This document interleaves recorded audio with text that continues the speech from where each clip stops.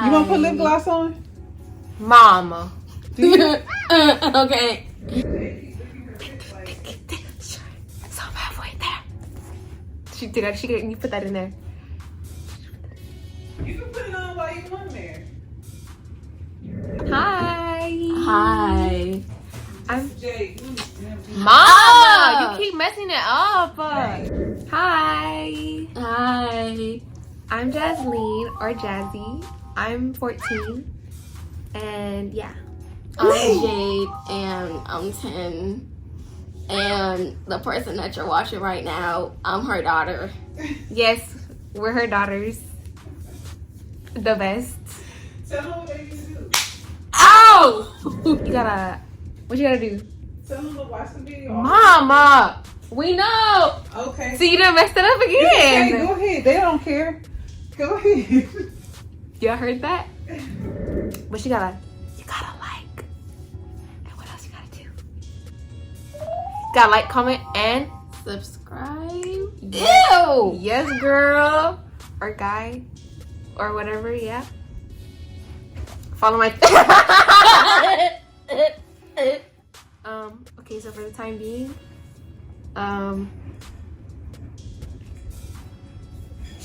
yeah. Say bye. Bye. Know what I'm talking about, babe? Yeah. Now it's time for me. Hey, y'all. Welcome back to my channel. If you see my intro, that was my girls. They wanted to get in the video, so I said, go ahead and do it while I'm fixing a drink, because I was fixing something to drink. I'm drinking. Today is the day I can drink. Hello, get your drink, get your snack. You already know. I'm drinking Ciroc, pineapple juice, and sour mix. I'm drinking that all together. I mean, you know, that's what I'm drinking. It's the summer citrus Ciroc. So good. And I haven't had a drink in a long time because I don't really be drinking alcohol like that. Although I do love a good drink. Story, if you clicked on the story, this is a time where this is a workplace chronicle, so we're gonna get straight into the story. They already done did all the talking for me, so I don't need to do no talking. I'm gonna just be drinking this drink, probably picking it up a lot to drink it. If y'all see me in this outfit in multiple videos, it's because I recorded multiple videos in one day. So this story is about the time I was trying to think which one. I think all of these are gonna be workplace chronicles except for one video. So the video right now we're gonna talk about is the psych patient that, because I got a comment today. I was on my little thing on my studio and I got a comment about one of my videos about the psych patient. If you haven't seen that video, I'm gonna link it down below. But this is another encounter at that place. So I used to work at General Hospital. I have other videos about that, working there, and this is just another one of those videos. I still need to do the playlist, and hopefully by the time you see this video, it's a playlist up with Workplace Chronicles. Now, let's get into the story. Now, this day, I was working the front desk at the psychiatric center that's connected to the hospital. So it's a psych place connected to the main hospital. I used to work sometimes at the front desk, not very often, but from time to time, I would work the desk. When you work at the front desk, I was in security, so you check everybody that come in. They go through a metal detector, you check all their belongings, you check the purse, and you wind them down. So they go through a metal detector, and then some of the times, if you hear a beep or something, like if you go to the airport and you hear something, they wind you with a hand wand, we will wind them down. Then we would direct them to the lady at the desk that's directly next to the security desk, and then they go from there if they need to be evaluated or if they're going to visit somebody or whatever the case may be. At this particular time, this man came in. The man probably was like 6'4", we're gonna say 6'3" to 6'4". He was very tall, he was a very tall white man, Caucasian man. And he came in and he was disheveled. He came in and he walked up, you know, when he walked in the door, I get up from the desk. And when I walk to the desk, I go up to them from the security, you know, to the little metal detector that they got to go through. So I'm telling him, you know, hi sir, you know, very professional, like, hi sir, how's your day? You're gonna walk through the metal detector. I told him to take everything out. I'm like, do you have anything in your pockets that may set the metal detector off? He telling me no. He said he had nothing really. The stuff he did have, I told him just take it out and put it in the bowl. Whatever was in his pockets, just put it in the bowl, and then I'm gonna put it through the thing. We'll go from there. He do all of that. Like I said, when he walked in, he was disheveled. He looked like he was probably homeless. Most likely he probably was, but I wasn't very sure because sometimes they go through different scenarios and they just look like that, but they don't really be homeless or whatever. So, excuse me, y'all know I'm drinking this drink. It's gonna cause me to burp. Okay, so when he walked in the thing, he go through the metal detector, whatever. He was very cool. Like he didn't give me any, only thing that he did that I looked was just, I was like, okay, he just looked like he was homeless. That's the first thing that came to my mind. I'm like, he looked homeless, but I'm like, he might be okay. He might not cause no problems. I didn't think, oh, he gonna come in and cause some issues. That was the furthest thing from my mind. I was just like, he just looked like a typical homeless person. And when you work at this hospital, 9 times out of 10, what you run into is a lot of homeless people. They come in to get shelter for the night, or they come in to get something to eat, or whatever the case may be. Sometimes they just wanted a place to lay their head down and not be on the street. So that's what was in my mind. I'm like, he probably just coming in to kill some time, because it's gonna take a long time before he get evaluated. He probably already know the drill, because most of them already know how it go, because they've done this multiple times. If you worked in this industry, then you probably know what I'm talking about. They just come in just to not be on the street. So that's what I'm thinking in my mind. I'm like, he probably just coming in because he don't want to be on the street. I'm thinking probably nothing is wrong with him. He walked up to the desk. He asked the lady all the stuff. The lady's telling him everything, and she gives him all the paperwork to fill out. He fills out the little paperwork, and then she tells him to go to the back, which is like a few feet away from us. It's another little waiting area that's in the back, and then they take you to that part, and then the doctor does the evaluation and then determines if they need to stay to do inpatient, or if they need to do in outpatient. Outpatient. So they do inpatient, outpatient. So if they do the inpatient, they stay in. Of course, y'all know what that means. And then out is where they come in, they go out. They can come and go. They have a second floor, which is not, so the second floor, people stay on the second floor and they stay on the 4th floor. The second floor is for the psychiatric people that can go in and out. So they used to go outside and they used to smoke. They used to take breaks, but they were in a full group. So it'd be like 20 people. They stay up there with them, and then they get help, medicine, all that. Then the 4th floor is where they put you in the padded rooms. They lock down. So each person has their own room, and it's a padded room. If you ever seen the movies where they be like padded rooms and they wear the jackets where they, you know, what the fuck? I can't think of the name. They wear those jackets that keep your arms, if you want to hurt yourself or something like that. They be on the 4th floor. So the man, we didn't know where he was going to be, or if he was even going to just come in and just get medicine, because some people come in there to fill their prescriptions. Some people come in there to get evaluation. They go through different phases. So I had no idea what this man was coming for. I just know he just said that he wanted to talk to the doctor. That's what he kept saying that over and over. Now, one thing that I don't think that these people, and I feel like they all know this because they know how to run it, but they pretend like they don't. But some of them really do be knowing how to play this like little game or whatever. So every time people come here, it's a long wait. I've seen people that have been there from the time that I work my whole shift, and then they're in there until probably half of the next shift. Like it'd be 10, 12 hours. They be sitting there all day waiting to see the doctor. So even at the psych place, it'd be like that. It'd be like long waits. So I've seen people wait my whole shift. I done came in, they was there before I got there. They still be there until I get ready to go, or they be about to leave, or they just got sent to the back to see the doctor. It'd be like that. It'd be that long wait. This man, I guess I feel like he knew, but he was trying to pretend like he didn't know what was going on. So he kept asking. He kept going to the thing, coming up there asking how long it's going to be before the doctor comes. How long I'm going to have to sit here and wait. It was probably like a couple of hours, I say, that he was back there in that little waiting area, because the little waiting area is very small. It's a door, like they have, everything is through a lock. So they have to get buzzed to get through doors. Or they have to use a badge to get through a door. And that's throughout the whole little area. Like, you can't just open the door and go to where the doctors are. You can't just open the door. Only door that you can open and go through is the front door. They slide open and close. And the door to do the sit down with the doctor, where they do like the quick evaluation.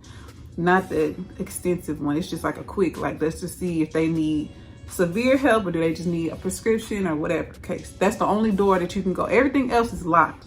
You need a badge or you need to get buzzed through from a security officer or whatever.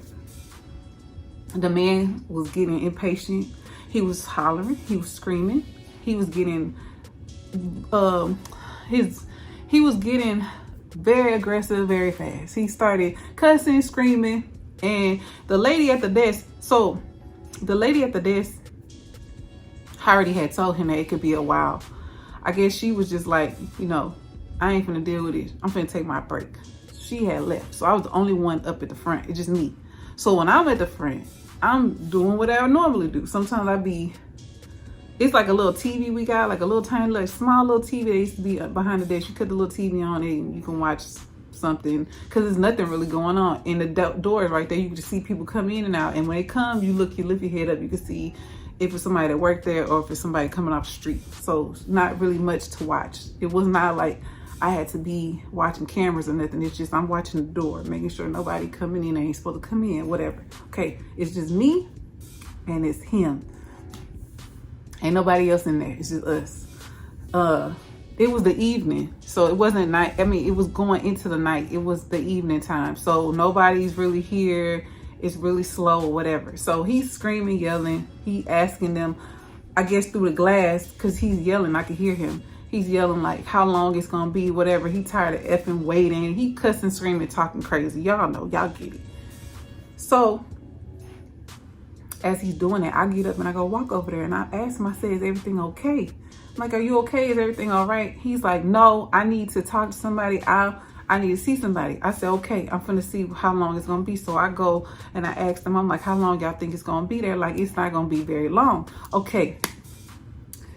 They go, and I guess they got kind of like, they were getting nervous, I guess, because he was getting and it's ladies that's doing this evaluation. So they were getting a little nervous. So they do the evaluation in the little room. I told you it's only a door to go in. And it's a desk, and then the doctor sit there, and then the patient sit there. I guess whatever he was saying to the doctor was getting scared. So all I hear is him screaming, saying he want to unalive himself if he don't get this done, that done. I guess he wanted some medicine or whatever. As the thing started going, I'm like, maybe he just wanted the medicine. He didn't want to stay. He didn't want to do all the other stuff. He just wanted the medicine. I guess whatever the medicine they give, that's what he wanted. He didn't want nothing else. So he started screaming and he started yelling and he started hitting the desk, like beating the desk. And the doctor, the lady, she ran out and she ran towards me and she was just like, call security, because I'm security. But she was like, call more security officers. She was like, we got to get him restrained.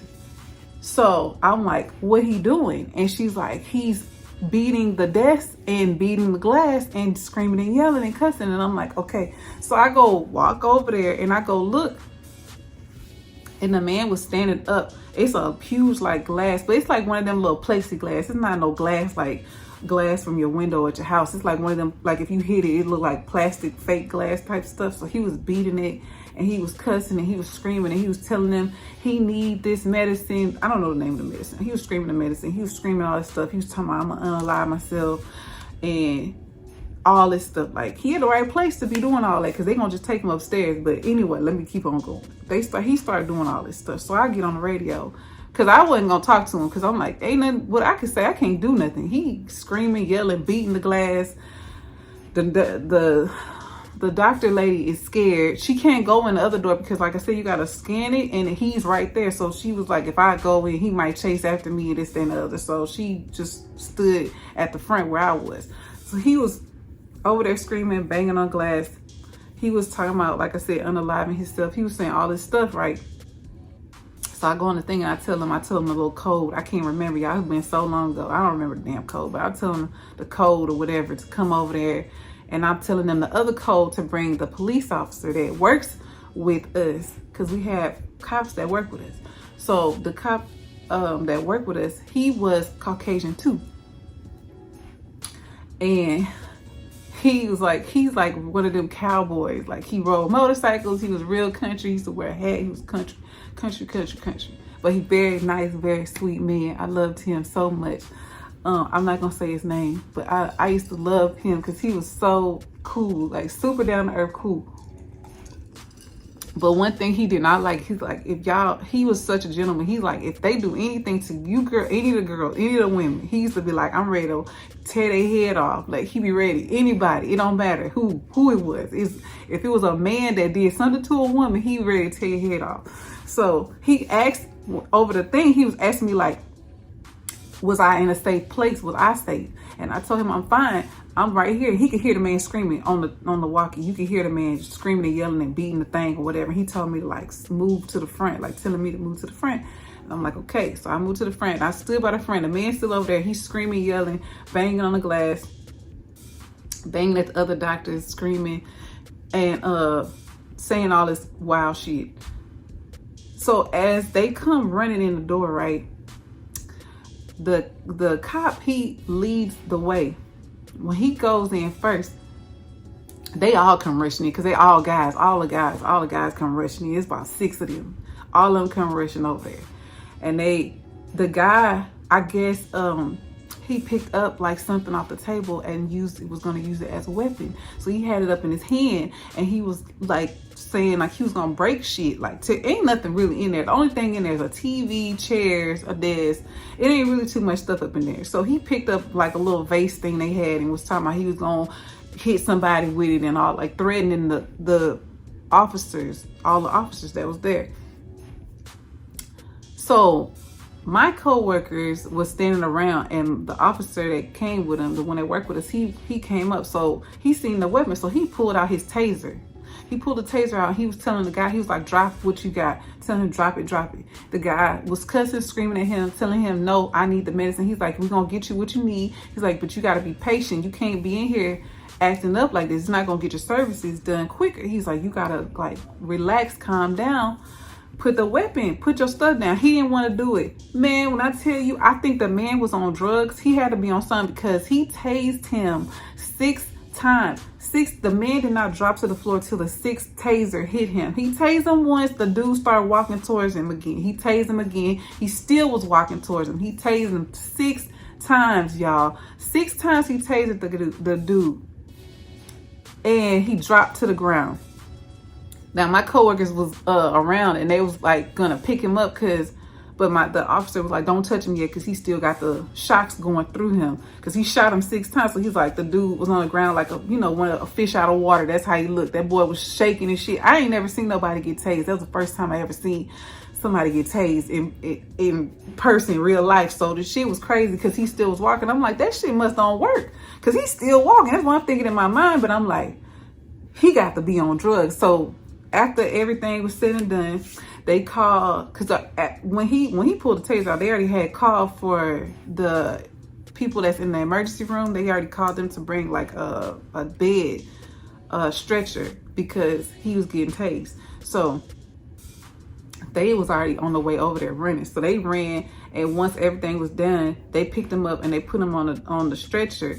And when they put him on a stretcher, they immediately started doing 4-point restraints on him. My coworkers was doing 4-point restraints on him with the nurses because he was already like going nuts already. So the officer was telling them like, we didn't even. So the officer was telling them like, what's going on with you? Why'd you do all of this? Why was you acting like this? And he just couldn't even talk, y'all. The man then got shot 6 times. He couldn't even talk. He wasn't even saying nothing. He was just laying there looking crazy. I guess he didn't think that nothing was going to happen because he came in there I think he came in there on something else. I don't know. I told them, they asked me like what happened. I told them he didn't do anything. At first he was fine. He came in, he was fine, and all of a sudden he started going back there acting crazy. I guess after a couple of hours he was tired of waiting. It's like it's only been a few hours. He ain't been here that long. And he started acting up.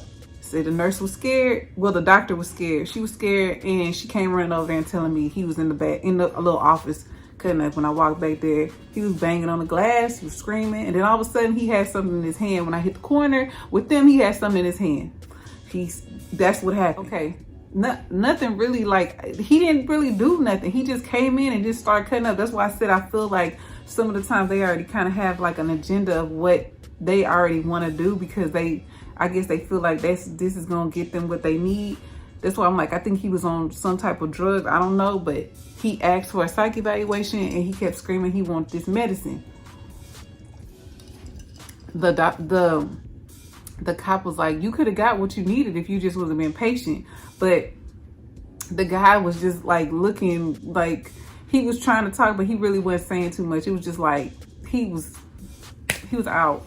He got hit 6 times, so that's what had happened. So after that, everything was cool the rest of the night. Ain't nobody come in on no wild stuff. Ain't nobody come in on no crazy stuff. It just be amazing. Like, it'd be amazing to me, because I don't want to say amazing, because I don't feel like that's not the right proper word to say. It'd be surprising. I get surprised when I used to work there every time something would go on, because it's just like unreal. Like, people really be on like some wild shit. You would not believe half the stuff that be happening up there or at any place that's like that, because you just don't expect. You'd be like, what? It'd be like a light switch. Like, one minute they cool, the next minute they snap their finger and them motherfuckers throw all the way off. It's like, it's so crazy. But I think that guy already knew what he was gonna do. That's why he did it like that, and he did it. I don't think he thought that it was gonna go that far as him getting tased. But I do think that if he thought that if he acted a little bit wild, they would come see him quicker and faster, and that's why he did what he did, and he got tased. And then he was in the emergency room. They had to do the little surgery thing to, well, not surgery, but they had to pull out all those little hooks out of him, because those things stick into your skin and stay in there, and they have to take them out. So yeah, he had to get that done. So I don't know, but that was a long time ago too, y'all. That was like, when was that? Probably like 2010. I don't know. It was a long time ago. It was a long time ago. But yeah, that's what had happened. So if you like the story, subscribe to the channel. This was a quick one. I'll be trying to give y'all long videos, but this is quick. Stay tuned. I got you another one. I'm gonna be in the same outfit, same clothes. Y'all know the routine. So just stay tuned. I love you guys. Leave a comment like you always do. Subscribe to the channel, and I'll see you guys in my next upload. Bye.